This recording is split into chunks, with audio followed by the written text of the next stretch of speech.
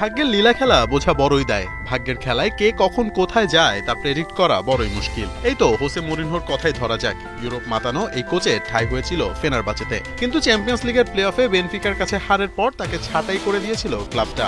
মজার ব্যাপার, যেই ক্লাবের কাছে হেরে চাকরি গিয়েছিল মরিনিওর, সেই ক্লাবটাই কিনা এবার দেখে নিল তাকে। দীর্ঘ 25 বছর পর আবারও বেনফিকাতে ফিরছেন জোসে মরিনিও, যার মধ্য দিয়ে 21 বছর পর দেশে ফিরছেন তিনি। 2000 সালে এই বেনফিকার দায়িত্ব নিয়েই প্রধান কোচের ভূমিকায় কাজ শুরু করেছিলেন তিনি। সেই পর্যায়ে বেনফিকা ভালোই সাফল্য পেয়েছিল এই কোচ থেকে, যদিও খুব বেশি সময় কোচিং করাননি। মাত্র 11 ম্যাচ দায়িত্ব পালন করে জয় পেয়েছিলেন 6টিতে, হেরেছেন 2টি ম্যাচে এবং ড্র হয়েছিল 3টিতে। বৃহস্পতিবার রাতে এক বিবৃতিতে মরিনিওর ফেরার বিষয়টি নিশ্চিত করেছে বেনফিকা। পর্তুগালের শীর্ষ লিগের সফলতম এই ক্লাবের সঙ্গে মরিনিওর চুক্তির মেয়াদ 2027 সাল পর্যন্ত। প্রায় 2 দশকের বেশি সময়ের ক্যারিয়ারের সাফল্য এবং ব্যর্থতা দুটোই কাছ থেকে দেখেছেন এই কোচ। বিশ্বের অন্যতম সেরা কোচের স্বীকৃতিও পেয়েছেন মরিনিও।